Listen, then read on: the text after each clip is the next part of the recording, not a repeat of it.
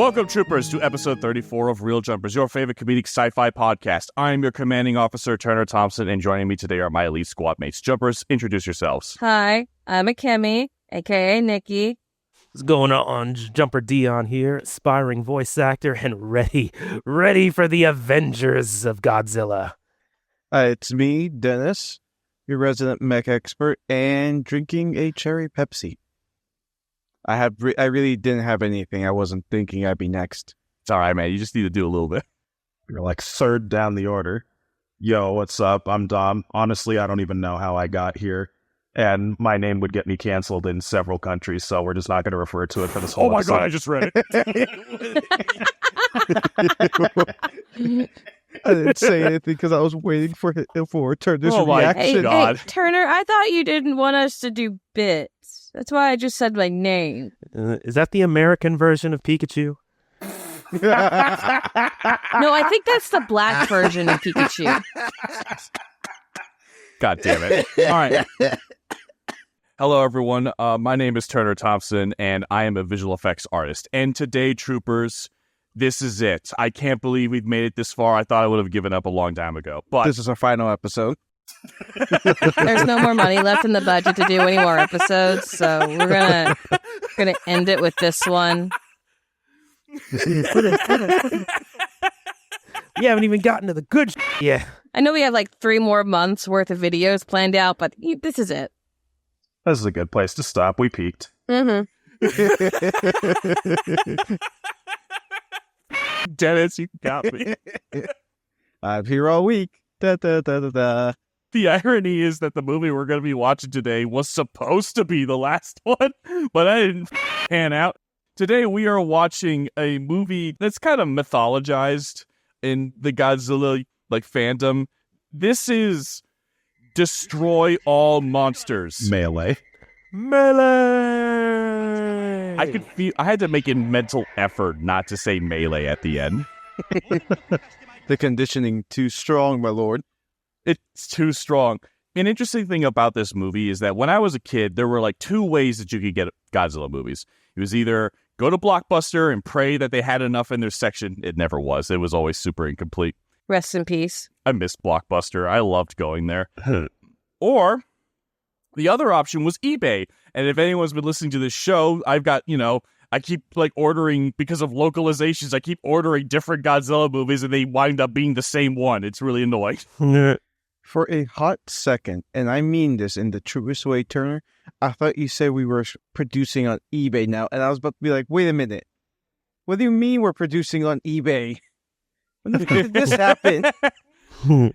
How's that even possible? We're being sponsored by eBay. Turner, I'd like to discuss a pay raise. Me need money. If we would like some money. Destroy All Monsters, because again, the internet sucked back then, okay? Destroy All Monsters kind of lived in infamy with me. It's like, yo, if you like Godzilla, the one you have to see is Destroy All Monsters. And I'm like, what's that movie about? Well, you see, it's every monster in one movie. And 10-year-old me is like, holy You see, young grasshopper. You see, young grasshopper, there is a movie out there where all the monsters get into a big monster mash. That's what that song's about, clearly. It's a sort of Avengers level event, you see. Oh, this is straight up Avengers Assemble, dude. Have you ever heard of the Avengers? No, because they don't exist No, yet. because it's 1960 whatever. Actually, I think they did exist by then. Yeah, they might have. Oh, I thought you talking about the MCU version. Not the MCU, just the characters themselves, but whatever. Yeah, I think they You know did. what? That actually reminds me of something. I think my very first exposure to Godzilla was the video game Destroy All Monsters Melee. I think it was. Yeah. Oh, I have a funny story about that so anyway, Destroy All Monsters kind of lived in infamy because I just seemed to never quite be able to get it. It was never at Blockbuster. I think one time someone said it was there because I was a little kid. I was a little snot-nosed brat. Like, sir, do you have Godzilla Destroy All Monsters? And they're like, maybe. I don't know. I'll check in the back, come into the basement. Shut up! No. Oh, no. No Godzilla's worth this. Comes back next week to check again, and they're like, this kid again. Just keep lying to him. And this kid again. Do you have Godzilla destroy all monsters? Kid, we told you last week you're banned. Get out. Oh my god, it's that stupid kid again. All he cares about is Godzilla. Like, get a different hobby. Learn other interests. Keep lying to him. Maybe one day he'll actually get the message and leave. We actually have it? Yeah, we have like 5 copies in back. That's the final joke. They've had it the whole time. They just really don't want to give it to him. Damn, somebody has a grudge against this one kid. Are we all forgetting that this one kid is Terner? Yeah. I love Terner. He's the nicest person I know. Oh. But he's also a... Yeah, that's true. But I fucking agree. Anyway, so like young me finally got a hold of this movie, and I don't know when, but it was later in, like, I'd say probably early middle school. I finally got a hold of this movie, and I loved it. I loved every second of it. Granted, I'd seen some Heisei films at this point, so I was already like not super impressed with like the visuals, but that's kind of unfair to compare Showa films to Heisei, because Heisei, they like really upped their game. But like, I don't know, man, like this movie has always just been like, dude, you have to see Destroy All Monsters. Can I mention something, Terner? You're describing your experience with this movie, and because of when this movie actually came out, it's making you seem a lot older than you are. He's ancient. Like, he saw this in theaters. You're making it sound like you were waiting for this movie to release in your local Blockbuster, and you were waiting for them to get a copy because it was like... You know what I mean? When reality it was 2005 that you were waiting for this Blockbuster to get this movie. The only way Turner could have watched this movie in theaters is his grandfather watched it in theaters and then passed on the genetic template into Turner's dad in the womb, and then Turner's dad passed it to him. Wait, is it like the Animus machine from Assassin's Creed that I have to like get in there to watch it through my DNA? The data synchronization's off, so he has to go through this adventure. There are no copies of it left. Godzilla's in Turner's DNA. That does not surprise me. Godzilla's in my DNA. I'm so excited to talk about this film. One last quick story. My parents did a really, really smart thing when I was young, okay? Early in school, I was a snot-nosed brat, and I only ever got like C's or D's because I wasn't trying, okay? The second I wanted something, because like up until this point, every time I asked my parents for something, they kind of would just get it to me eventually. But this time they were like, no, Turner, you know that video game you want? What's the stupid one you want? Like, Godzilla Destroy All Monsters Melee? Yeah, that one. What's the stupid one you wanted? They blackmailed you. Not blackmailed. They bribed you. Yeah, they did. If you want that game, you need to get a straight A's in math, okay? And I said, all right. And thus, from that point forward, I was a straight A student for my entire high school career, except for English, because that class. This is fair. I mean, my parents bribed me with Pokemon cards until they got too expensive. And then my grades sucked. Dude, imagine being a parent today and bribing your kid with Pokemon cards and you don't know about the whole scalper epidemic and your kid gets straight A's. And he's just like, I want the new Pitch Black set that just came out. You go look up the price. Ooh. This is why parents must be smart nowadays and go ahead and spend the price on the big giant booster box. Don't tell your kid you got the booster box, and then just give them a pack of cards every time they get an A on their spelling test. Oh. That's what my mom did. Whenever I got an A on a spelling test or a math test, I got a pack of Pokemon cards. Oh, okay. Not a booster box. God, you parents are that's too much. Just give them a pack of cards. They're kids. They'll be fine. Well, in your day, that was feasible. Today, you have to shoot a man to get a booster box. Or, just go to the, I saw a video. This kid was upset outside the vending machine, and there's a trash can right next to the vending machine. This guy's like, just go through the trash because they're throwing away all the cards that aren't worth anything. And you could have all these cards. And the kid's like, Oh my god, you're right. Look at all these Pokemon cards. Holy shit, this one's got a Riolu on it. That's actually kind of sad. That is the perfect encapsulation of one man's trash is another man's treasure. It's a life lesson. But I don't want a life lesson. I want Godzilla. Anyways, there's a parenting hack for you guys, for all the parents out there. Somehow we've gone from Godzilla to Pokemon. They are adjacent, but I don't know how we got here. There is a Godzilla TCG, so I guess... Oh yeah, there is. Anyway, long story short, Godzilla Destroy All Monsters Melee is the reason I became a straight A student, which is really funny. But anyway, troopers, if you happen to like today's episode, please take a moment to like, comment, and subscribe on YouTube or your favorite podcast platform. It might seem small, but every single little interaction genuinely helps us grow and conquer the airwaves. And one last thing, everything we say on this podcast is for entertainment purposes only. Any alternative facts we put out there are strictly for your amusement. So you are welcome to correct us in the comments below. Does anyone have anything they want to say before we get started? Yeah, please, if you actually genuinely like the video, please hit the like button. Our like to view count is just bad. We're on the grind, baby.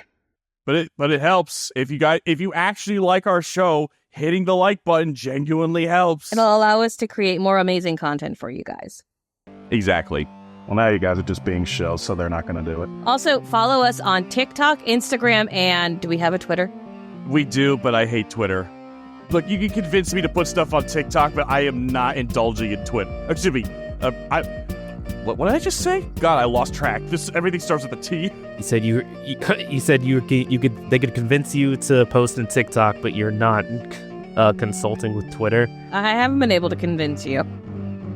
You have. I just been lazy. Hit the like button, and if we get 10 likes, it'll encourage... oh my god, I hate my friends. It'll encourage Terner to actually post more on TikTok. And you guys can have more fast-form content. Exactly. We're working on more shorts. We'll put Subway Surfer on the bottom of the short. God, I hate that so much. Anyway, now then, ladies and gentlemen, gear up. We're jumping into an Avengers-level threat. This is Real Jumpers. Now let's drop. Avengers, assemble!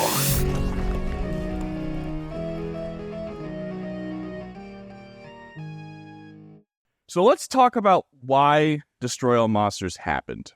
So during the 60s was the golden age of like Japanese cinema, especially something called Kaiju Eiga, which was essentially... Remember how I told you in the last film that Japan's government literally paid studios to make kaiju films to export them to other countries? Yeah. Like, hey, this make money. Make more. Yeah, exactly. So that was the booming era of Kaiju Eiga. Like, Ultraman, there were a ton of other ripoff shows of Ultraman. There was, Gamera came out of this era. There's like a ton of this stuff. But unfortunately... around the time of Son of Godzilla, it was deemed that Kaiju Eiga was dying. It was quote-unquote over.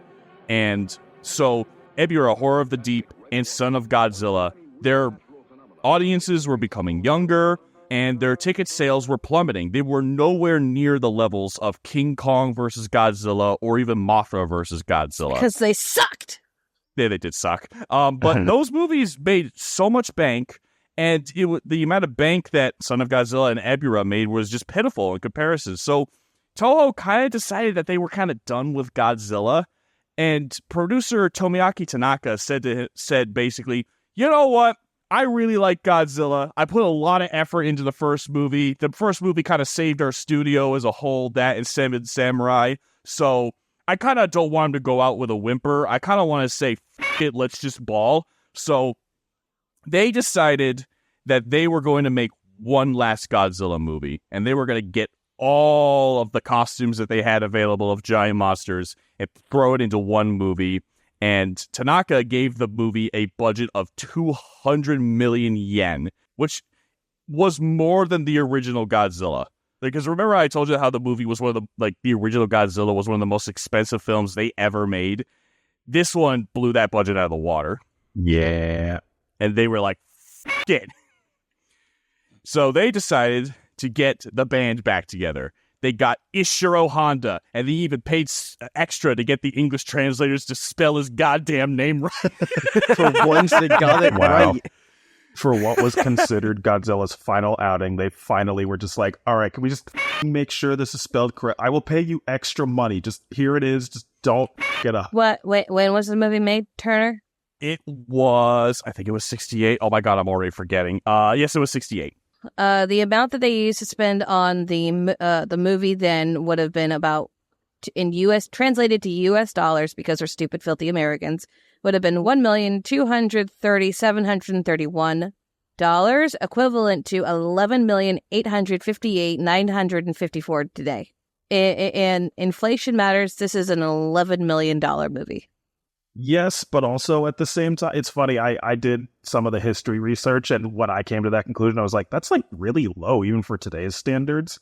But even adjusted for inflation, $11 million back then, like the equivalent, was still like basically the equivalent of like $250 million today. Like it's essentially like, I know we keep bringing it up, but it's essentially an Avengers level film production. Yeah, it's a lot of money. No, I'm serious. Like, they spent about the equivalent amount of money back then what would be worth to have made Avengers Infinity War today. Like, I'm not kidding. Now, that is a cumulative inflation rate of 863%. Yeah. Damn. Yikes. So, yeah, back to what I was saying. Like, Honda, he's kind of the reason why the movie has such a strong tone of science and quote-unquote believable science. He was a big proponent of a world that was, improved by science. That's where a big part of the movie's theming comes from. Ichi Tsuburaya was brought back. Unfortunately, his declining health and his involvement with Ultraman kind of prevented him from a hands-on approach that he's known for. So his protege, Arikawa, did a lot of the heavy lifting and the actual special effects work. So Ichi Tsuburaya was there, and he did do more than what Son of Godzilla claimed he did. But again, he's just not, his health is failing. He's not doing the best. They got Akira Ifukube, who is the composer, and I love his music because it's iconic. And he was like, move over the other guy who did the surfer bro for the previous film. I'm going to do it my way, the Godzilla way. Yeah.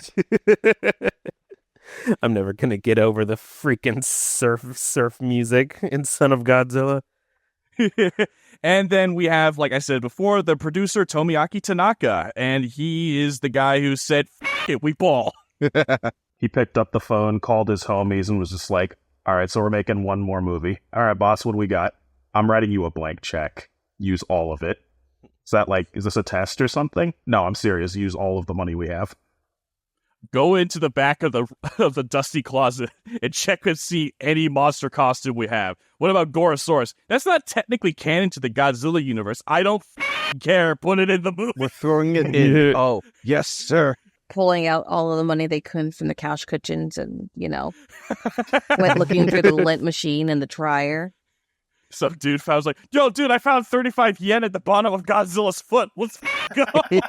A suit actor from 3 movies ago must have dropped it in there. His wallet, his credit card, his social security, his bank information. Oh, sweet. We got it all. Okay, this movie will generate enough revenue that we can pay the legal fees to it.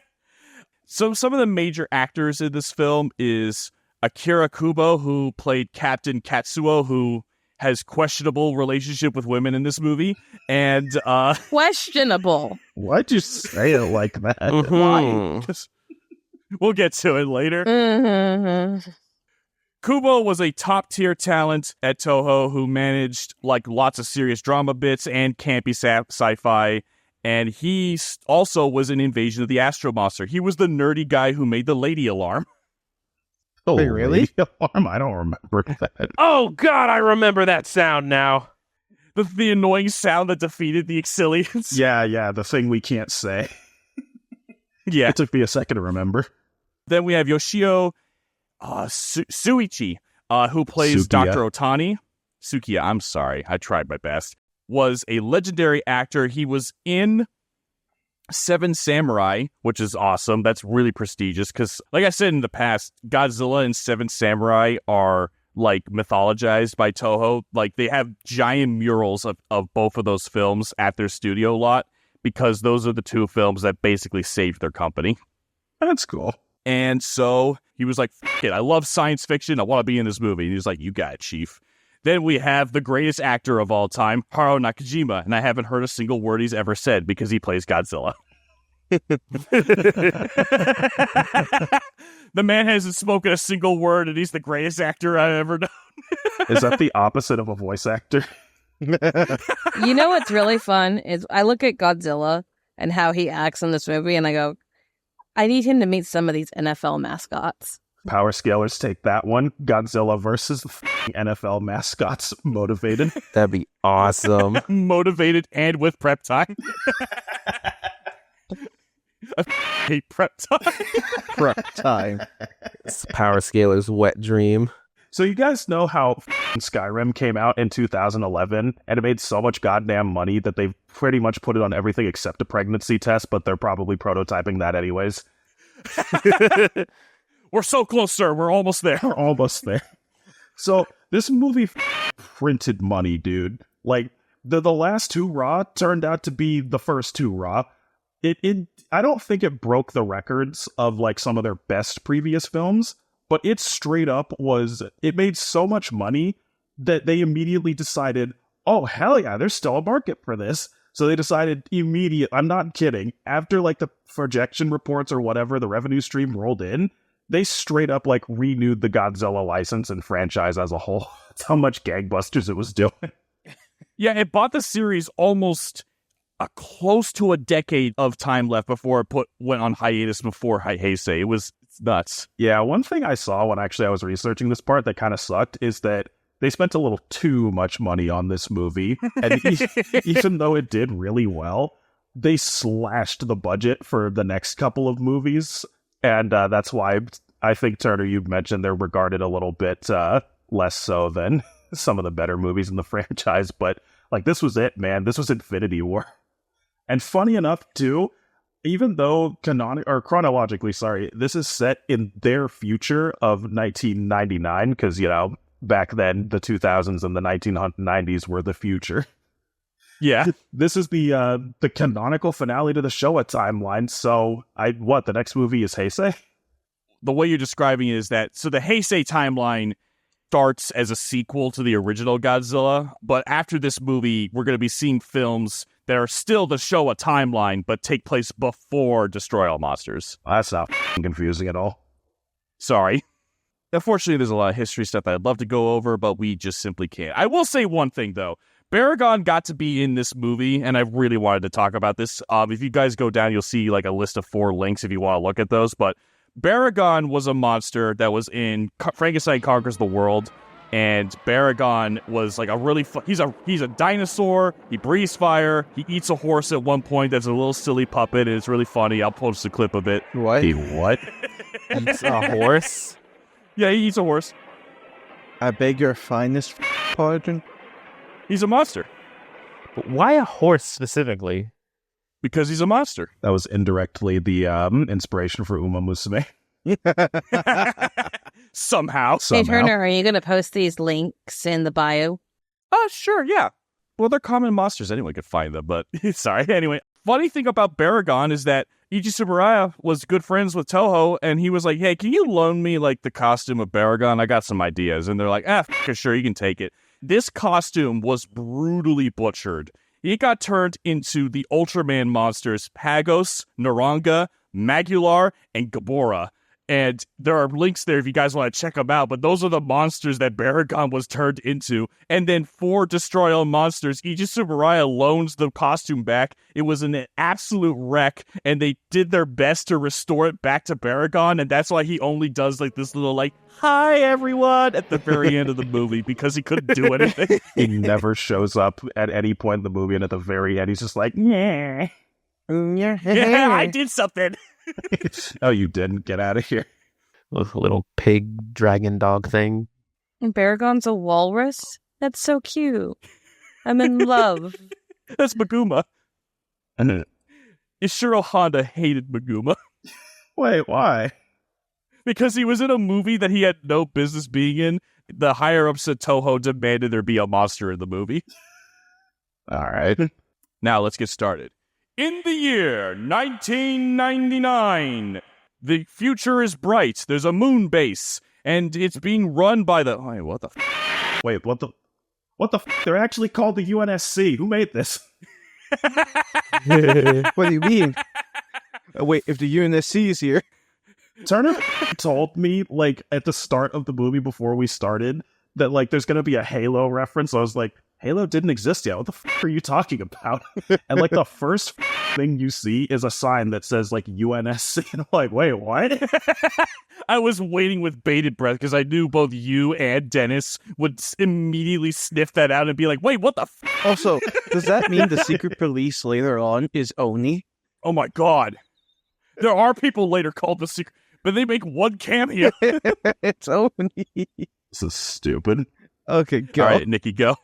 In 1999, which is their future, UNSC is formed, and we learn that mankind is advanced enough to have daily rocket ships to the moon and it's an established moon base. It's freaking cyberpunk, right? You can get a ticket and go to the moon, whatever. That's kind of metal, not gonna lie. I mean, it's like what I keep saying, dude. Godzilla jump-started the tech tree in this universe. They have their own Normandy. Like, this ship is just used religiously. Oh yeah, we'll get to that. We also learned that a place called Ogasawara Island, more likely an archipelago, has been condorned off as a sanctuary to contain the Earth's... Did I say that wrong? It's Corden. Okay. It's blocked off as a sanctuary to contain all of Earth's monsters, including technologies to keep them contained. You know, Jurassic Park. It basically is Jurassic Park. Holy and it's a Godzilla. Holy Mothra. And as we go through this scene, we get to see the lovely, lovely monsters who are contained here. Against their will in my 1999. Yeah, there we go. Which includes, of course, Godzilla, Rodan, Mothra, Gorosaurus, Ankylodoodle, Anguirus. Him. The bane of my existence. Glasses keep Mothra and Godzilla trapped in Rodan is kept within some sort of magnetic wall. I mean... The effects for which look really stupid. You take that for what it is. Apparently, Rodan just can't leave. None of them can leave. Dr. Otani and Kyoko are at the control center, and they talk about science. And when she gets a long-distance call from her boyfriend who's on the moon. His name's Captain Katsuo. That's totally, such a stereotypical main character name. They catch up, and he thinks there might be monsters on the moon. That's not big of a stretch because of the space movie with... I wasn't a part of that one. King Ghidorah. Yeah, King Ghidorah. And the phone cuts out. Let's take a moment and acknowledge that this phone is a video phone, like from Pokemon as well. With zero lag time. Zero lag time at all. The Monster Island base, that's actually what it's called, by the way. It's called Monster Island. Base power goes down, and suddenly yellow gas knocks out the entire team. The UN convenes and tries to contact Monster Island. Stupid name, by the way. But continues to have trouble with strawberry jam. What? Ah, yes. Lone Star. There's only one man in the universe with the balls to pull this on me. Lone Star. Dr. Stevenson and Dr. Yoshida ponder what's happening and convince this is some kind of sabotage. Well, they don't have time to think about that. Because monsters are now invading everywhere. We get Rodan in Moscow, Gorosaurus in Paris, Mothra in Beijing. How the did they not catch Mothra going to Beijing, mind you? I don't know. This thing is crawling on the ground. Rodan, okay, kind of understand because he's fast. Oh yeah, should we mention Mothra is not giant Mothra, is baby larva Mothra? Yeah, that's what I mean. It's baby Mothra. How did no one know this? This one made it to Beijing. I don't know. Manda in London, but who gives a shit about Manda? And Godzilla in New York, realizing that there's so much infrastructure, he's about to have a heart attack. And he proceeds to destroy the UN building. Yeah, that's...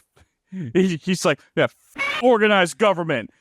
So something I wanted to bring up really quickly, just to interrupt. So, fun fact, Gorosaurus destroys the Arc de Triomphe, and they mention in the plot that someone says that's like Baragon in Paris. So it turns out initially, because Baragon is actually known for digging and not Gorosaurus, Baragon was supposed to be the one who destroys the arch, but because the production was so terrified of how bad shape Baragon's costume was that they thought his ears were going to get ripped off from the process of busting up through the ground. So they swapped it with Gorosaurus. But when Americans got their hands on the script that they needed in order to translate it into English, the mistake of keeping Baragon in the script was still there, and that's why idiot Americans called him Baragon there. Speaking of idiot Americans, did you mention that they finally got his name right? Oh, Ishiro Honda, yes. Okay. Yeah. So the press, being uninformed and nosy, come in asking questions that are of the idiot capacity of how did the monsters escape? Who is responsible? How many people died to negligence? Why was a Tokyo attacked? The Monster Island is closest to us. You know what the scientists have to say? I have no clue. I don't know how this happened. No. I'm literally finding this out 5 minutes after you just came in. Literally 5 minutes, because everyone's like, I have no clue what's going on. I don't know. Meanwhile, on the moon, Moon Team 6, headed by Captain Katsuo, they see a UFO after they are ordered to return to the Earth and deal with Monster Island, to go to Monster Island and figure out what's going on. The UFO off. Dr. Yoshida tells them some creature has taken over there. Wait a minute, that doesn't make sense. You just told them you don't know what the hell's going on. So you do know what's going on. Or don't you? Dennis, I think this is the perfect time to bring up this movie.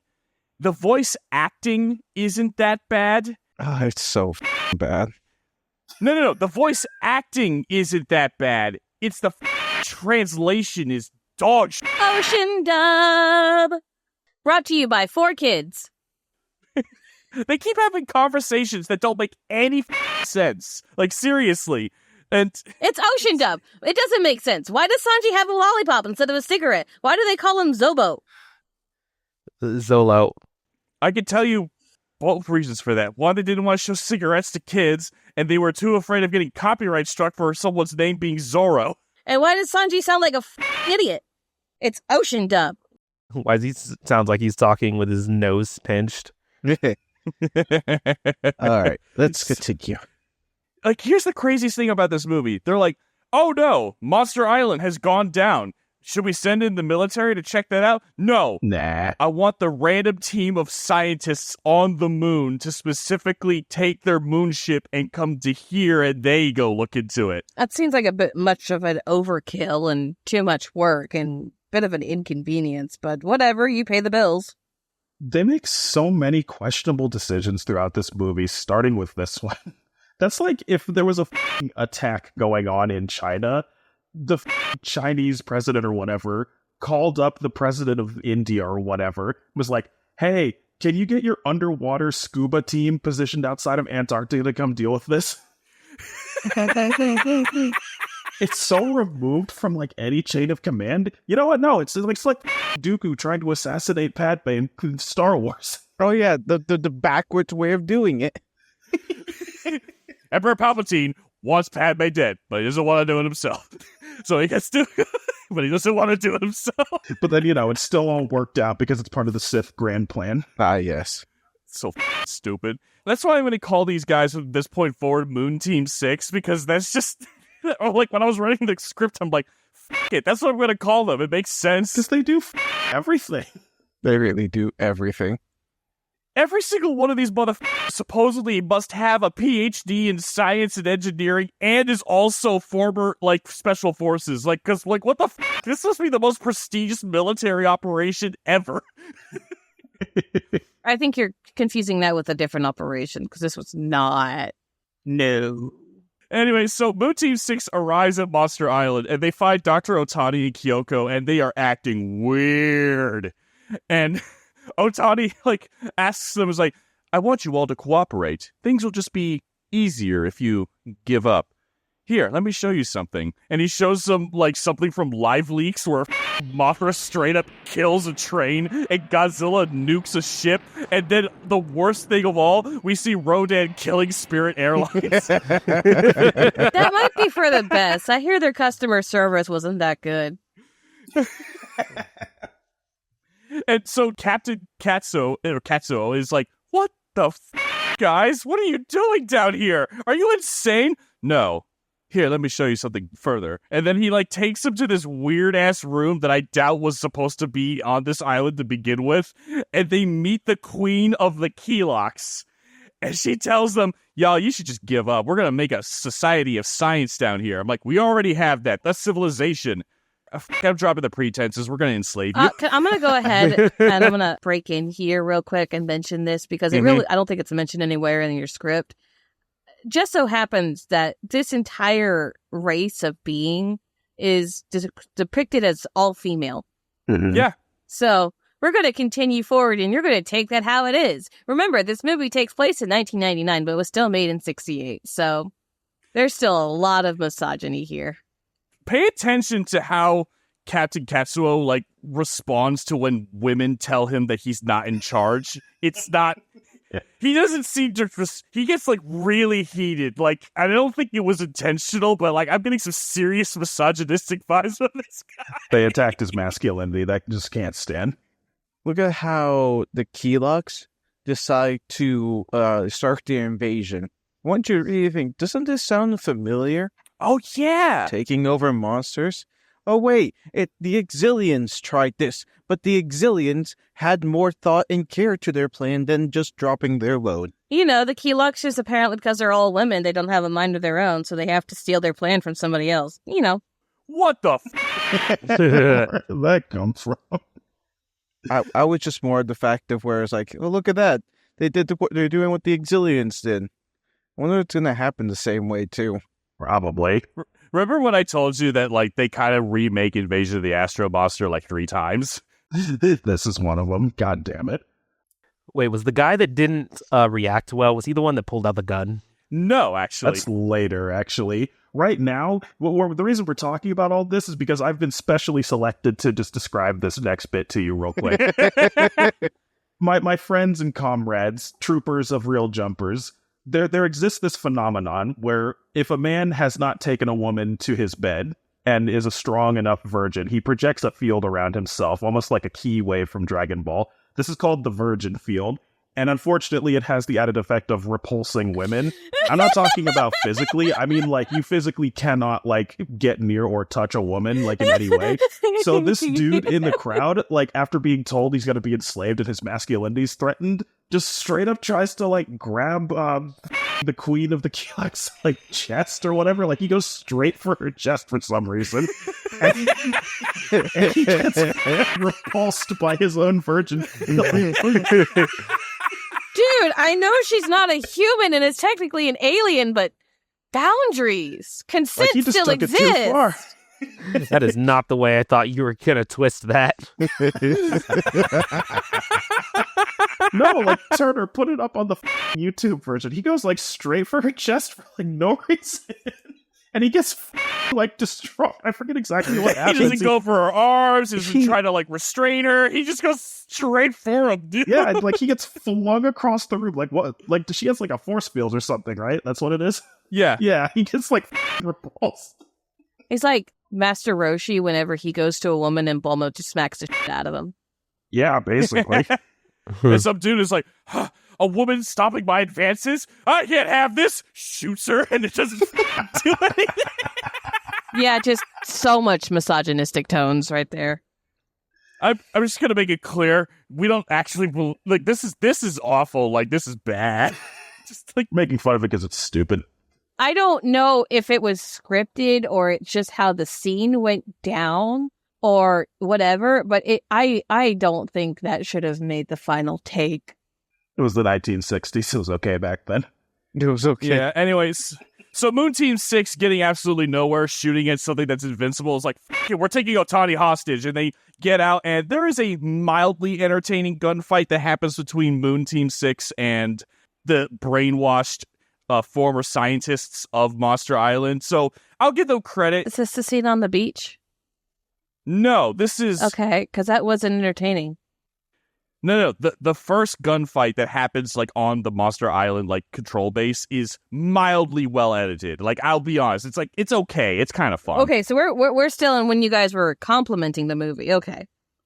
Yeah. All right. So then Dr. Yoshida and Captain Katsuo attempt to get info out of Otani at a new location, and he is just refusing to talk, and then he proceeds to rage quit out the window. The effects are so fun. It's like a bad old YouTube video where they throw a mannequin outside, and like you can clearly see like it wasn't set up properly, and it's clearly just a mannequin. I want to rewind for a bit during this interrogation, because they keep asking this brainwashed man, are you brainwashed? And this led me into a rant during viewing time of, that is a stupid question to ask a brainwashed person. Because if the person is brainwashed, they're going to say they're not brainwashed because the person who brainwashed them would have programmed to say, no, they're not brainwashed. And if you aren't actually brainwashed, you would say, no, I'm not brainwashed. What is this? The Salem witch trials where it's just a lose-lose situation no matter what? No, it's the Mass Effect indoctrination.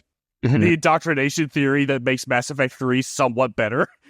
Yes, oh exactly. My God. I was just going to say, Nikki, ma'am, I prefer the term brain cleaned. Thank you very much. Brain clean. Same difference. If I were to sit here and brainwash Terner, right? I have been brainwashed. Okay, if I was here to sit here and brainwash Terner into telling him that he likes avocados, right? If you ask him if he likes avocados or if he doesn't like avocados, he's going to say, I don't like avocados. Wait, no, I'm contradicting myself. All right, let's end this bit. All right. So Kyoko, who is the girlfriend of the Captain Katsu, like, she's brainwashed, and she shows up like on the beach where the guy, ended his game. Oh, but now she's in a pretty dress. But she's in a pretty dress, and the men in black are basically there, and it's like, we're gonna take this body. Nuh-uh, we have Interpol here, or I guess the special police. No, and then they Office have of Naval Intelligence. They are here, and then they go Oh, away. the Oni. Yeah, that's right. Yeah. They're gathering info on how to gaslight Chief. Anyway, so I said the last gunfight was kind of fun to watch. Like, it had some interesting angles and some fun action. The gunfight that proceeds on the beach is boring as shit. It kind of feels like you can tell the cinematographers were trying to hurry them along so that they could continue to do this shot at a good lighting in the day because they're outside, right? You can clearly tell that they're outside and not on some sort of set because of how the wind is moving and whatnot. So I've done photo shoots for cosplay, and there's always a, hey, I know we're having fun, but we need to hurry up because we're going to lose our natural light. So it's very possible, I don't know, I wasn't there, I wasn't even a thought yet, that they could have, done what they could have for daylight's sake, and not have the extra time to actually go back to that specific spot to reshoot it, maybe due to time of year, tides, renting or whatever. That is how I'm going to defend how the scene was shot. It's still utter Damn. All that rigmarole just to say it was ass. I will throw in their defense, maybe. When they got from behind the rocks, it looks like they weren't given any kind of choreography for the rest of that scene. Yeah. Oh my God, Yeah. you're right. They look like they didn't know what was going on. And I think it's poor direction, fighting with time of day and like that. I think that's why the scene may not have gone over as well as I think they would have. I bet that scene was supposed to be a lot cooler than what they anticipated. And just due to circumstances, it didn't turn out the way it wanted to. I also thought it was funny that you could tell which ones were brainwashed because the ones that weren't were using regular guns, and the ones that were brainwashed were using alien pew-pew laser guns. The Oni officers were using 1911s, which firing at 45 ACP. Now, I need to know, is this like in some shooters where the laser guns are better than the real guns? Or is this like Helldivers where the real guns are better than the laser guns? I think it was purely for the audience. There was no difference between them. They're like an equal strength, I guess. They just make different sounds so you can tell who's who. I think only one person got hit during this entire like gunfight, and it was like off screen. So it's Star Wars, where none of it works at all. Okay. Yeah.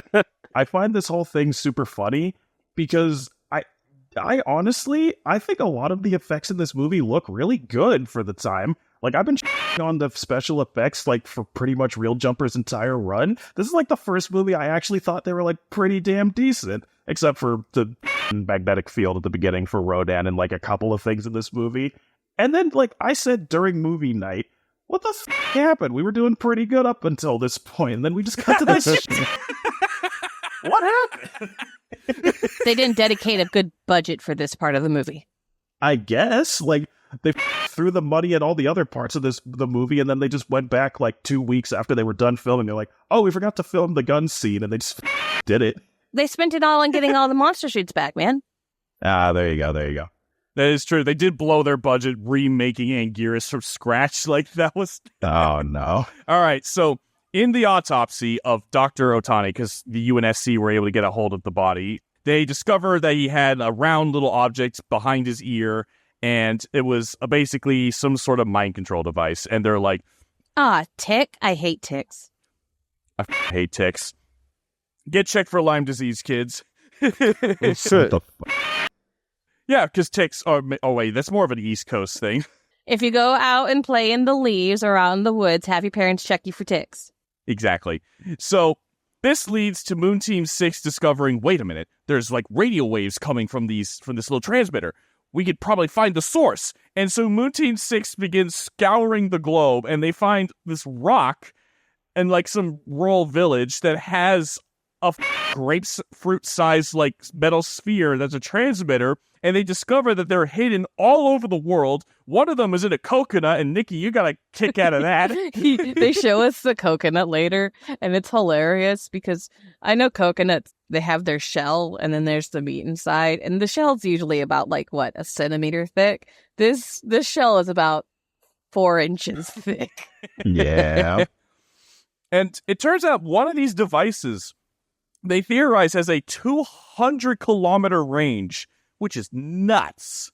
Like, that's actually rather impressive. Can you translate that into a metric system for us dumb Americans? That was metric. This is why we can't have nice things. Damn. Americanize it for everyone else who doesn't speak the No! metric. Can you translate that into miles, please? No, because you see, Real Jumpers has this vague sort of theming of it being a military operation, and military use kilometers. What the f*** is a kilometer?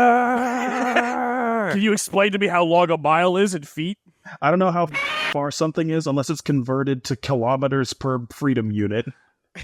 Yeah. Yes. Okay. 200 kilometers is effectively 124 miles. Damn! That's like... Okay.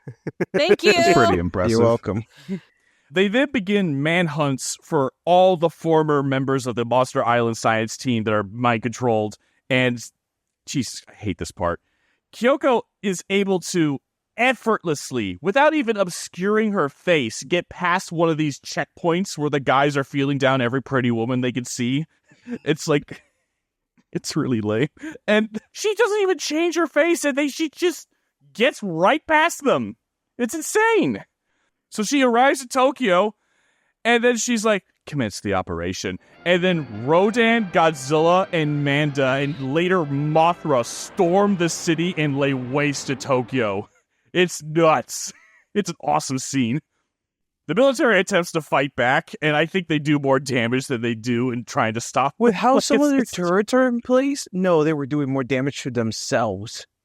My favorite part of this is when Mothra was a little late to the party and she erupts out of a building that says Subway, and she's like, sorry guys, my train was late.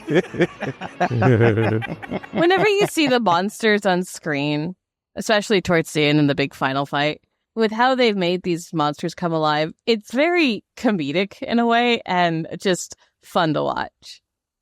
Oh my god, it's so much fun.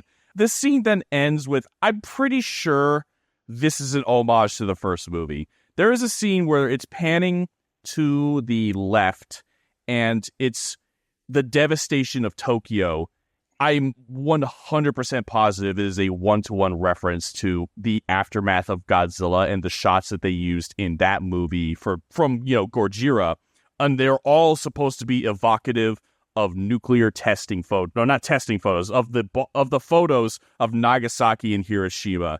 And I am positive that Ishiro Honda was like, "We're putting this in the movie. You can't stop me." They spelled my name right. I have more power than you. You can't stop me. We then go somewhere, I guess, and the UNSC are like, by pure guesswork, are like, I think the Kilaaks are near Mount Fuji. All right, cool. Based off what? They said something like Baragon was hanging out around there, and that's about it. It's like a throwaway line. I don't know. I'm like, sort of remember that.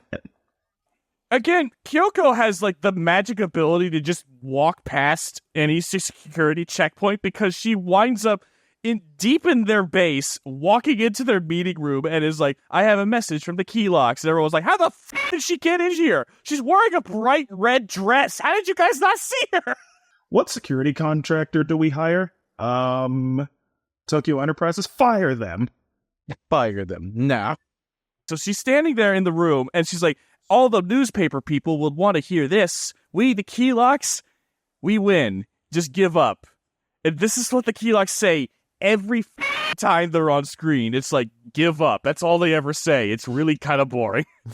There's no mind, like, okay, I'm gonna speak up as a woman here, right? Who's enjoyed some really good, powerhouse women type moves. I'm gonna go ahead and bring in a really good example of a boss of a woman in media, which is for those who've watched Yellowstone, Beth Dutton. She is a great example of how you take a in-charge woman and present her. She is cunning. She is decisive. She knows how to get under your skin and get things done to do exactly what she needs to do or wants to do.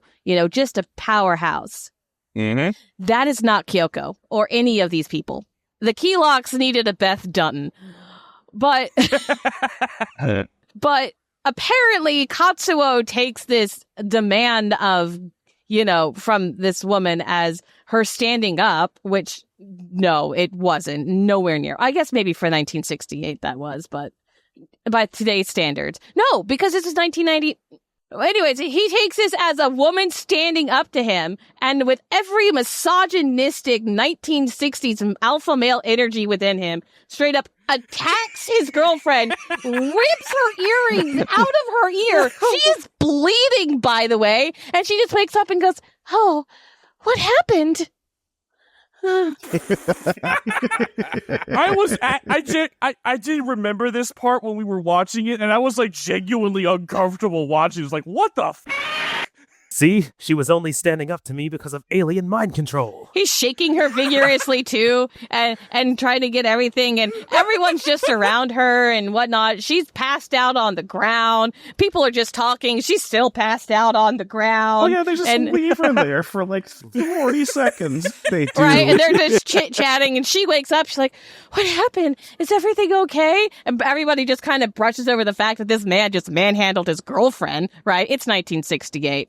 Whatever. That's 1968. It's fine. It's not fine. That actress should have filed a lawsuit.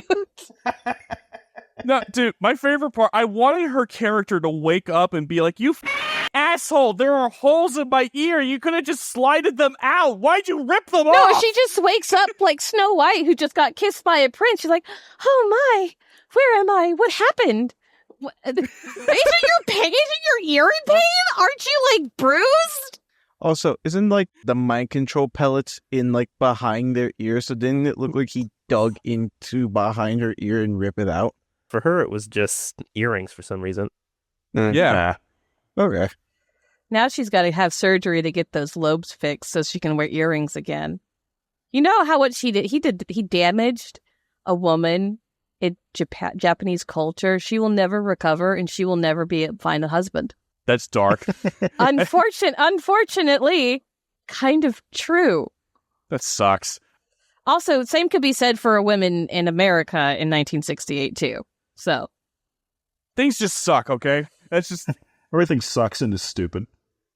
All right, so again, on pure guesswork, the JSDF mounts up a full-scale invasion and has Moon Team 6 leading the charge, and they're just like, go anywhere near Mount Fuji. Let's see what we find. This operation goes poorly, because simply Godzilla and Anguirus, which for the first time ever share a screen together, which is, since their first movie together, which is awesome. I'm going to be really honest. Turner squealed like a little girl whenever Anguirus came on the screen. Because I love him, dude. He becomes Godzilla's bro in the upcoming movies. I hate him. You're going to love him. He's the best. Absolutely hate Anguirus. I'm going to kill you. Anytime I see him, it's just pure rage and malice. What did Anguirus do? Raids again, remember? He was the only monster in the Godzilla games that didn't have a breath attack. He just had a roar. He had a roar shotgun. Basically, it knocked your ass off your feet if you tap it. I have to say, I like the Anguirus puppet in this movie because it's a costume. The costume. I don't care. It's really cute. All the puppet costumes are really cute in this movie, in a terrifying monster way. This operation is an absolute failure, and they retreat, while Moon Team 6 pursues another UFO that does nothing. Dennis, you and I, created a theory that we think that the UFOs in this movie that keep doing nothing are actually the Exilians just trying to watch and see what happens. Yeah. They're sitting back watching everything that happens, eating a bowl of popcorn. I think it is, because they're like, oh, look at them. Look Look at how bad they suck. You want to put some money down on the Kelox winning? Nah, I don't think they got this. I have a bowl of popcorn. You want some? Is that kettle or buttered? It's kettle. You Satan. Honestly, I don't know, man. You want to keep watching? Yeah, I do. Moon Team 6, while they're pursuing this UFO, get attacked by Rodan, and one of the guys in the ship had the dumbest idea ever. He's like, we should turn around and attack him. And thank God the captain is like, that's stupid. We're not doing that. They almost had cogs in the way. Shoot him. God, I hate that part so goddamn much in Godzilla vs. Kong, the new one. This dumb bitch is just like, oh my God, got King Kong, who is in no way threatening us whatsoever, and we can easily fly around him. Shoot him. Uh-oh. This giant gorilla now has my ship. Are you gonna crush me? You would totally crush me like that. You stupid egg. Boom! Turner, I've told you many times, I hate your Becky voice. Oh my God. Anyway, there's this my favorite line that Captain Katsu says here. It's like, if we investigate the area, we will find where the Kelox are. What?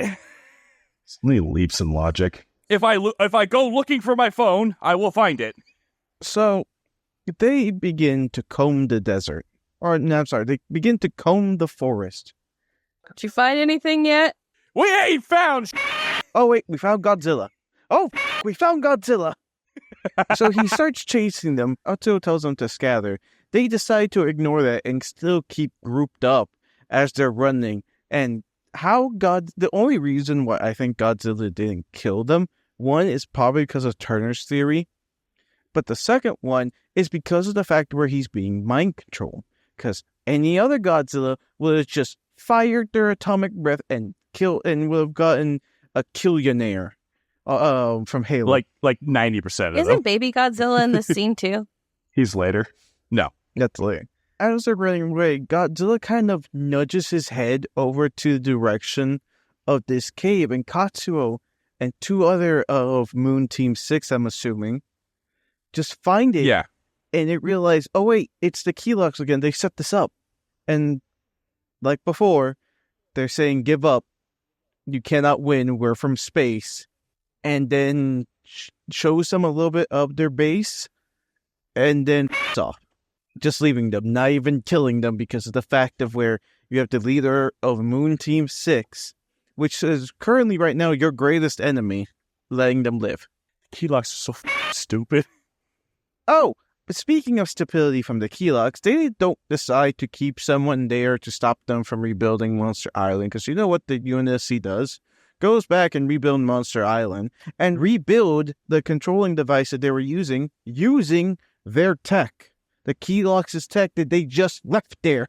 You reverse engineer it and be like, all right, perfect. But we find out that the master signal is coming from the moon.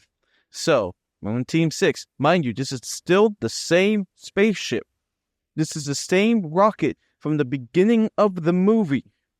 Oh, yeah, this is not a spaceship. It's literally a rocket, like what you would see at NASA, by the way. They're using it like the Normandy in Mass Effect. I'm going to call it the Normandy. So they take the Normandy. No. That's disrespecting the Normandy.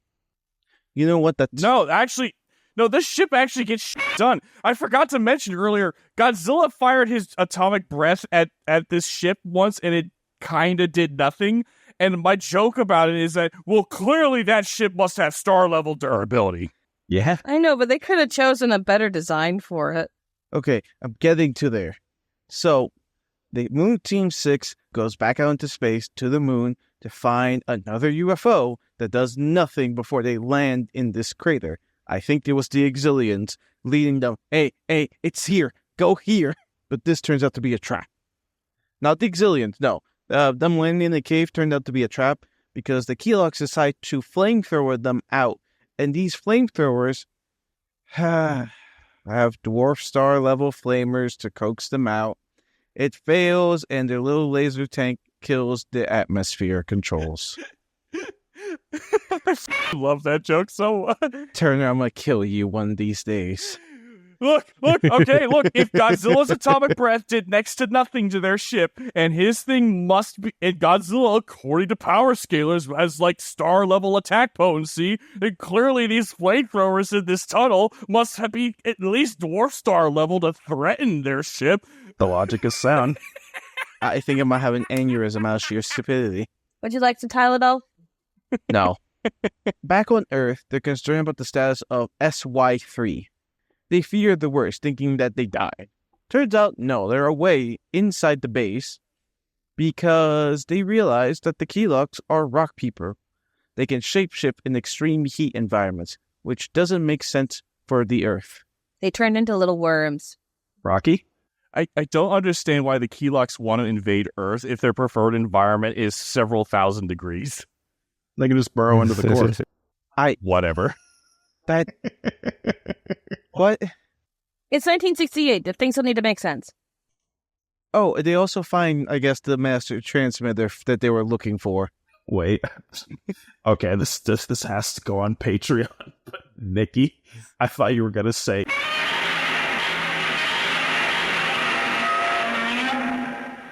Speaking of Patreon, if you want this uncensored version that we just discussed that you guys didn't hear, which is highly questionable in morals, come see us on our Patreon, pay $5 and you get extra content. There's also a $1 tier if you guys just want to throw us a bone. I like buns. So if you want to hear all the cuss words that Dom and Terner and I and everybody else said, or any of the content you may have missed in this episode or previous episodes, go subscribe to our Patreon today. Also, with upcoming Patreon exclusive content coming out in the future. Yes. And if you want to hear that uncensored, pay $5. Thank you for everyone who has already joined, and thank you for the ones coming in the future. Awesome. Okay, so one of my favorite parts about like the whole stuff on the moon is that they keep cutting back to Earth, and they're always like, "Man, things aren't going great. I think we should give up." There's this one part where Dr. Stevenson has everyone in the room surrounded like a table with a bunch of cups of tea, and he's just like, "I do believe that we should consider giving up." The only white man in the movie, by the way. Yes. Surrounded in front of you is a series of cyanide tablets and water. Mine is cherry flavored. I believe we should give up. Ooh, can I have the Kool-Aid flavor one? A little stereotypical, but yeah, it'll work. Nice. So Moon Team 6 finds the transmitter, and I'm about to tell you that you are about to watch 5 minutes of the most intense shooting a laser at one thing, and that's it. Because they spent like 2 minutes of this scene of them just like... The most annoying sound ever. I say this a lot in this movie, in this franchise. But this tops it, and I mean it. I disagree with you wholeheartedly. I don't think that laser sound is anywhere near as bad as the lady alarm. It's up there, though. I will fight you on. I disagree. Anyway. still 5 minutes of just this laser shooting. So they finally cut off the laser, and right before Dr. Stevenson takes his cherry-flavored cyanide, they're all like, oh my god, they did it! It's like, he just drops it. It's like, immediately begin controlling the monsters! So, suddenly, the keylocks are like, what happened? They turned off our transmitter. We'll use the backup! We didn't bring a backup. Why the didn't we bring a backup? It wouldn't fit on the ship. Would it fit on the ship? God damn it. So on Earth, they examine one of the Keylock rock people, and Dr. Stevenson starts spewing some like, they have extremely high technology and only exist in 1,000+ degree environments, and I believe that in extreme temperatures they can live forever, and I base that off of nothing. Like most of the scientists in this franchise. And then they're like, oh, Godzilla's about to attack Tokyo again! Look, the footage has been recycled! Don't worry, we got control of it, we can stop it. Cool! What was the point of showing that then? Don't worry about it. Killing time. Runtime. Yeah, it was killing time. And then, this is it, ladies and gentlemen. All this preamble was for this moment. Avengers, it's time to assemble. You gotta whisper it so that everyone in the crowd can't hear you from like 3 or 4 rows back, let alone the whole army. Avengers! Assemble. Yeah! And everyone just heard Thor, not him. Thor was the only one that heard it. That's why he was so happy. So, the UNSC typed into their computers from, like, Monster Island is like, all monsters head local units. Oh, God. All units. All units. Now, that's a reference I haven't heard in a long time. And they send all the monsters to the Mount Fuji area, which I do believe this is the 4th time some monsters have thrown down at Mount Fuji. I think so. They just like Mount Fuji, man. I think King Kong has fought there. This would be Ghidorah's 2nd time fighting there. It's just like, keeps happening at this stupid mountain. No, this would be Ghidorah's 3rd time being there. He was there during his first outing. Damn it. Anyway, so first Minya shows up, then Godzilla and Mothra, Anguirus, Manda, Gorosaurus, Kamunga's there too. Baragon and Varan make some quick cameos, and then Rodan shows up to Aura Farm like Piccolo. Except his face looks like melted butter. It's really lame. Yeah, it kind of does. And then I loved this one line, so I wrote it down. It's like, the newscaster says, I'm sure Godzilla will lead the other monsters in mortal combat. Mortal Kombat! Bum, bum, bum, bum. And then suddenly someone on Monster Island is like looking at their radar. Is like, holy guys, I see a new UFO and it's bigger than the other ones. Holy they're recycling footage from Ghidorah, the 3-headed monster. It's Ghidorah, the 3-headed monster. Ichi, Nichi, and Kevin here. Kevin is trying to convince Ichi and Nichi not to go into... I love that it's just Kevin. Trying to tell them, hey, we should probably leave. I don't want to... We're fighting silver. We don't need to go to gold. No, we must reach platinum. We gotta reach platinum. I want that skin. And now that King Ghidorah is here. Hold on, wait, hold on. So then the Keylock Queen calls all of Earth on TV or something and tells them, King Ghidorah is a monster from space that you cannot control. All of your other monsters on Earth stand no chance against King Ghidorah. You may call us back when you give up. Now, I hope all of you have been paying somewhat attention to this show throughout all these 30-plus episodes that I've been doing. Can someone point out what she said that's really stupid? All of it. The fact that the other aliens are watching this entire spectacle and they're going, didn't we try that? Yeah, they ruffle stomped us into the ground with those 3 monsters and they have like 7. Yeah. There you go. The fact that it took only 3 of the 7 monsters that are here to pack up King Ghidorah last time. Yeah. Look, Ghidorah is by far the strongest monster in the Showa era.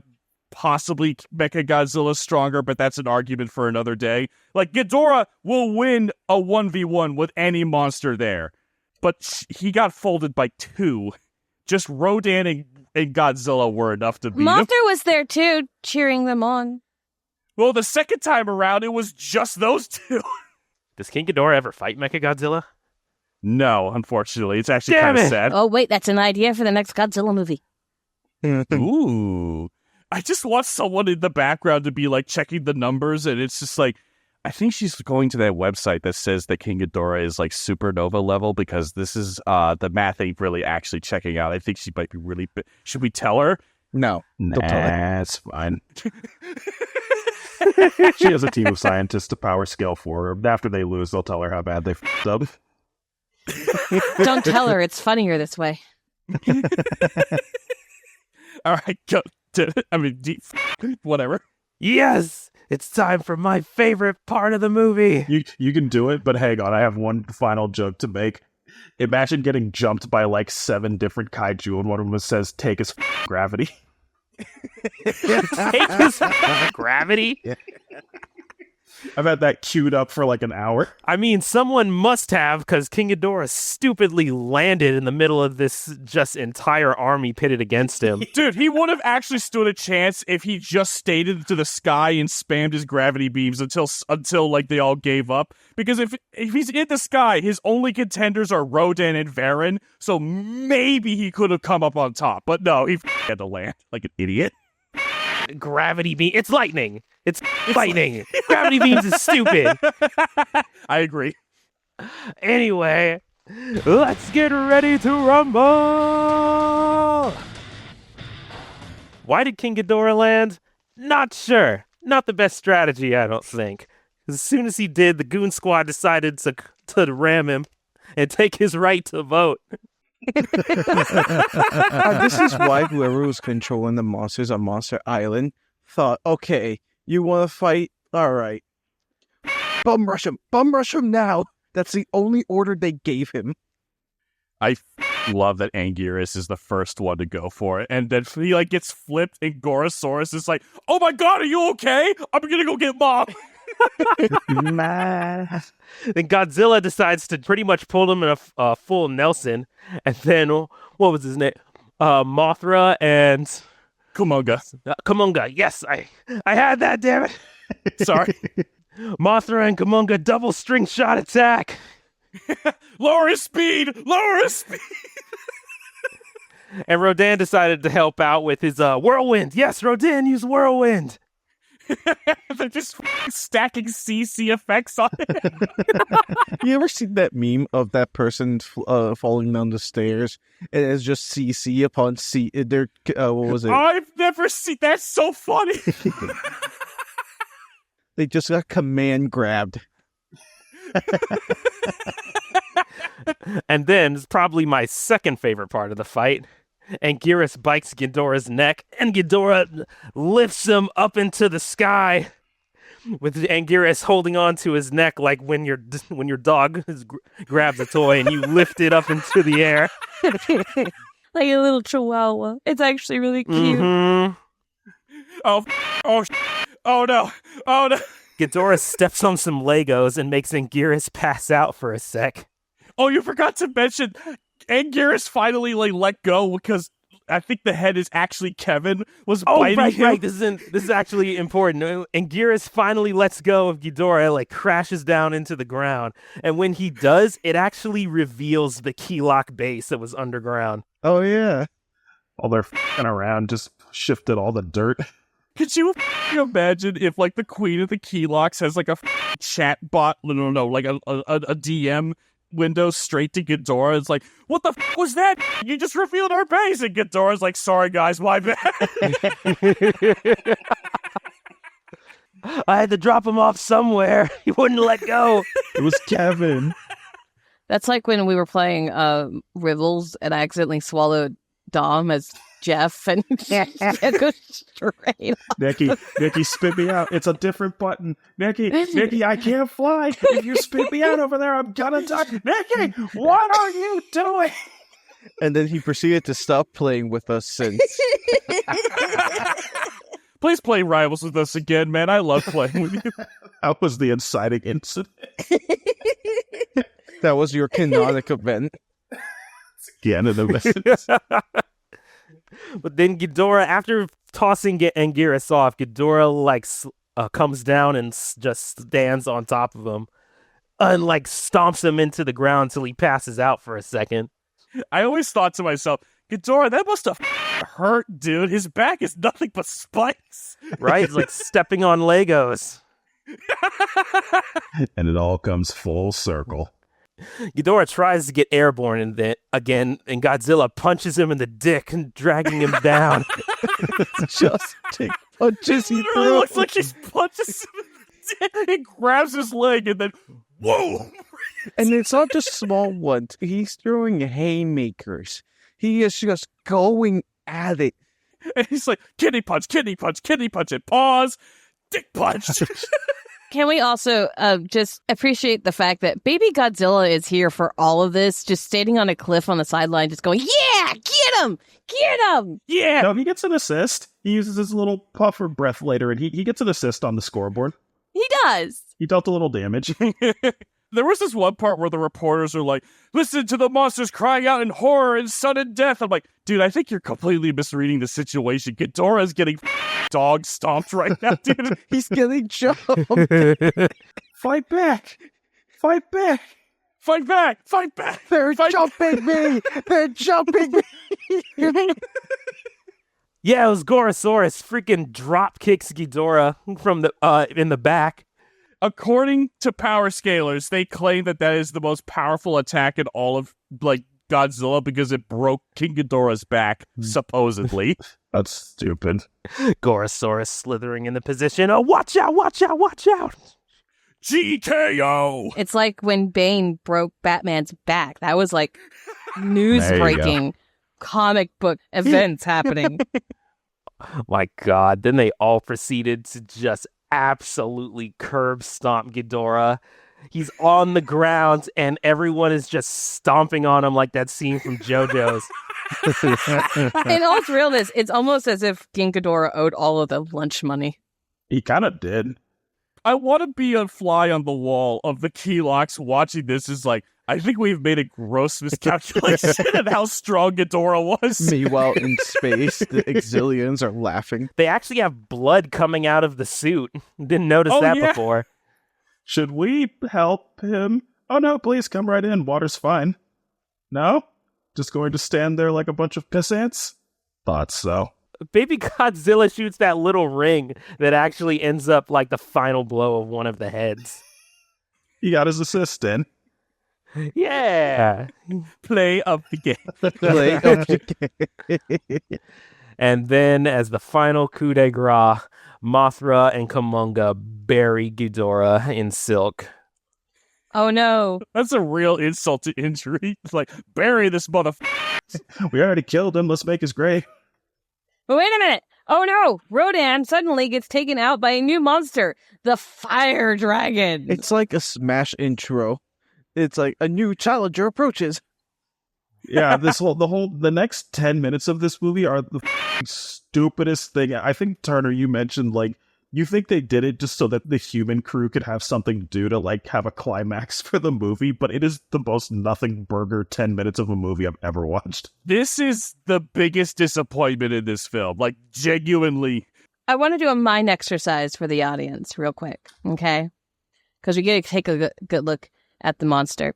This monster is called the Fire Dragon. Now, what do you picture when you think of Fire Dragon? Do you think of D&D, the red dragons from D&D? Do you think of Igneal from Fairy Tale? You think of an actual dragon, right?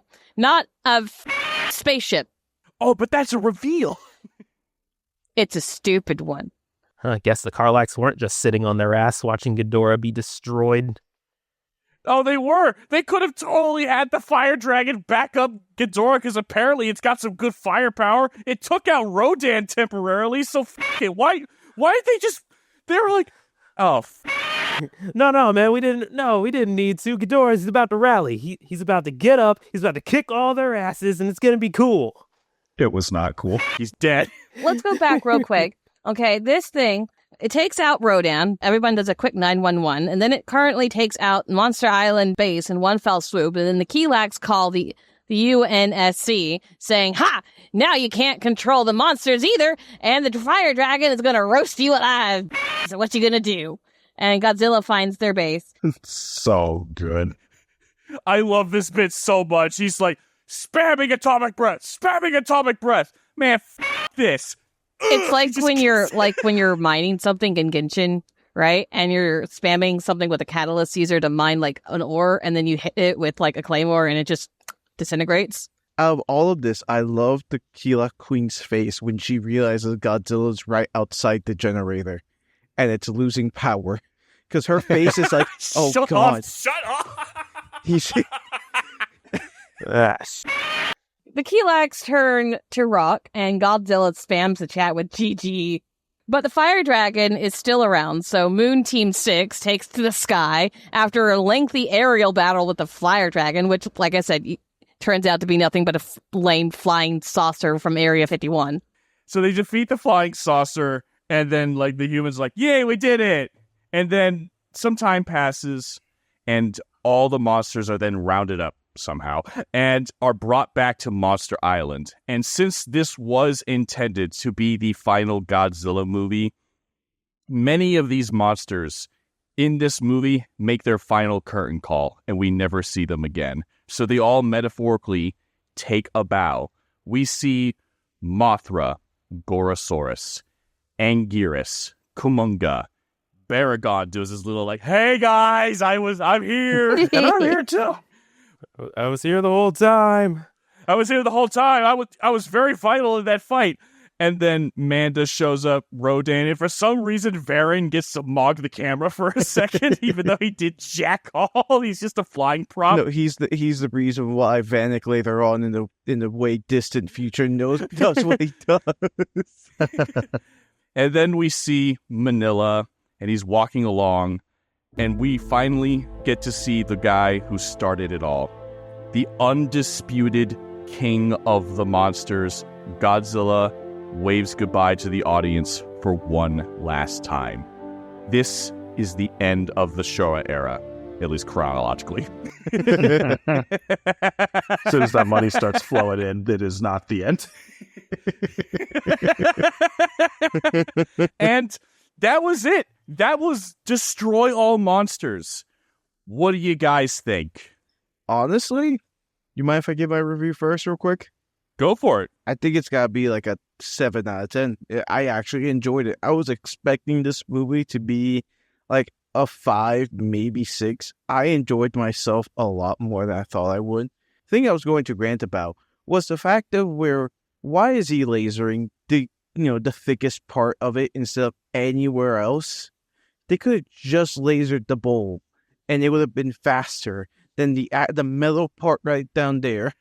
And the thing I told you, it's like someone saying, yes, aim at this spot here that has the most armor. It must be the weak point.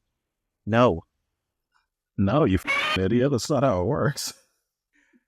I forgot to mention it, but I have a theory that laser is actually stolen Exilian technology because it's a blue laser, and that was what the Exilians used exclusively was blue lasers. So I had a theory that like humanity finally reverse engineers some of the stuff from their saucers in Invasion of Astro Monster. But I mean, yeah, that's just a theory I have. A game theory. But honestly, I had so much fun with this movie. It's good 7 out of 10. All right. Who wants to go next? I was waiting for this movie, and it did not disappoint. 7.5, maybe 8. I'm going to go with 8. Damn. Even though the aliens plan was kind of recycled, I feel like they took it to the next level. And, of course, I really enjoyed the monster fight at the very end.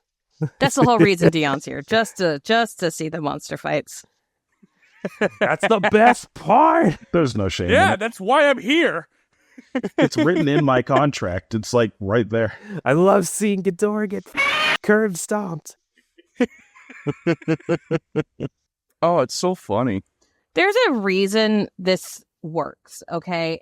And I can pull out so many examples. It's the coming together that makes this movie works. How they brought all the monsters together. And examples is the Avengers scene in Endgame, where everyone shows up through the Doctor Strange portals, or when you watch that fight in One Piece, spoilers, sorry, where it's Law, Luffy, and Kid kid with the first mates fighting Kaido, right? And they just come together. Or even, when you play Wuwa and you get to Renesita and it's like all the Renesita characters coming in for the final arc, right? It's that coming together feeling of seeing your favorite characters band up with your other favorite characters to take down the big bad, right? It's just a big boost of pride and nostalgia and a, overwhelming sense of hope that, yes, this will work. This is great. This is awesome. And it gives you chills. It's a common thing that is done, and it works for a reason. And that's why this movie was as good as it was, despite all of the other shit that happened. Nikki, you just made me think of like Ghidorah mid-fight is like, why the do I hear Godzilla's theme playing right now? I think I'm guys. We may have a problem. Houston, we have a problem. You guys know what I'm talking about. It's that feeling of, yeah. Yeah! Yeah! Wow! I can win. I feel great. I can do this. For that feeling, I would give the movie an 8 for that feeling alone. However, the cynic behind me does have to take it down like 0.5 points or 1 point just because of all of the mishaps that happened with the other parts of the movie with the humans. The humans ruined the movie. Especially that guy that manhandled the woman. So he's the reason this movie is a 7. It's all his fault. That was a pretty damn solid outing, honestly. Like I said, I actually really did like the special effects in this one. There was nothing egregious about it. I'm not as spirited as the rest of the gang about it, but I still think it was a pretty good piece of media. I respect what it did, and it was actually pretty entertaining, unlike some of the other crap that Turner's forced us to watch that we just dog on for an hour and a half every episode. So honestly, this movie was pretty damn solid, and I just love when everyone jumped Ghidorah for his lunch money. Solid 7 out of 10. Run his pockets. Take his lunch money. I started at a 6, but as we've been going through it, I've been like, you know what? It's a little above a 6. It's pretty good. Again, this movie has like a mystique to it. I almost wanted to say infamous, but that would mean it would be bad. But like, there's like an infamy to this movie. Like, this is like a big crossover before big crossovers were even like really a thing. Universal Monsters kind of did it first, sort of. I mean, like, there's an entire history of crossovers that you could go down the list. Like, I think one of the oldest crossovers that ever existed is like a novel that had like Sherlock Holmes and some other famous detective working together in the completely different... Godzilla versus King Kong was a crossover.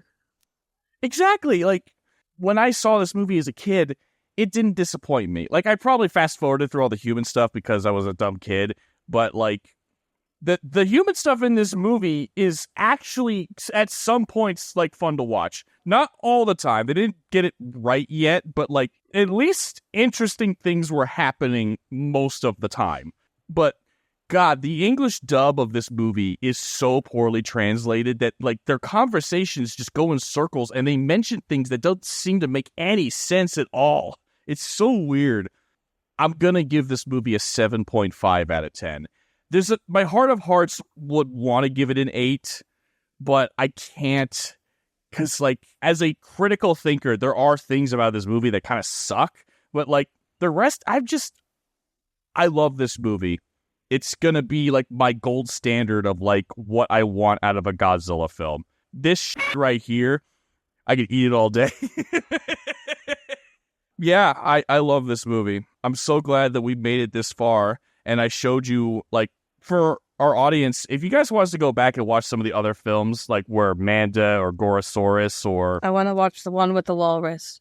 Maguma? No. Walrus? I forget what that movie's called, but... Or Varin or something. Like, we could go back and watch some of that stuff, but we would need some, like, people to who would want to see that, because they're not super relevant to the Godzilla timeline, but we'll go back and watch them if we want. But I can't believe we've made it this far. We're halfway done with the Showa era. The next movie, unfortunately, it's Godzilla's Revenge. And it's the worst one. Damn. You guys probably hated me when I made you watch Godzilla, Raids Again, but Godzilla Raids Again is like Mozart compared to this. Like, it's like Citizen Kane compared to what Godzilla's Revenge is like. Like, what an absolute whiplash in quality, because it's like the Marvel Cinematic Universe after Endgame. It's such a disappointment. It's also possibly not even canon. Possibly not even canon. Then why are we watching it then? Because it's a Godzilla movie. That doesn't answer the question. He's in it. Listeners, if there happens to be like a lot less of our cast members in that episode, you'll know why. This movie killed them. It's all over. He's dead, Jim. Yeah, is there anything you guys want to say before we end it today? That's pretty much it. Yeah. All right. That's pretty much it. I want to say thank you to our audience for sticking with us this long. We've had a few ups and downs as a show so far. Definitely, this is the first time I have ever attempted to do something on I guess, this level of professional production. Like, again, it's not a lot. It's still something that, like, we're doing as amateurs, but, like, we've had comments of people who love the show and love talking about Godzilla. We've been encouraged to watch a few things here and there. People said that they have liked again, it's not a lot, but some people have said that they like our stuff, and I've been doing my best to try and get better and better and up our production value as a whole. And also, I can't thank you guys enough for even being on this show and doing this with me. So, thank you. Whoa. It is way too early for this kind of wholesome bull. I thought you were going to say, Lois, this is not my Batman car. What?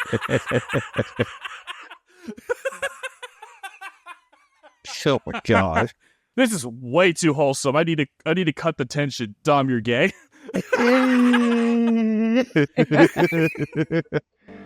All right. Thank you for joining us. This is not the end. We have so much more planned that we cannot wait to bring to you guys all, that we're happy to talk about, make fun of, enjoy. We've watched the movie, we've dissected the plot, and we will see you next time, Jumpers. Thank you all for listening. Thanks for jumping with us, y'all. Signing off. Terner likes men. God damn it!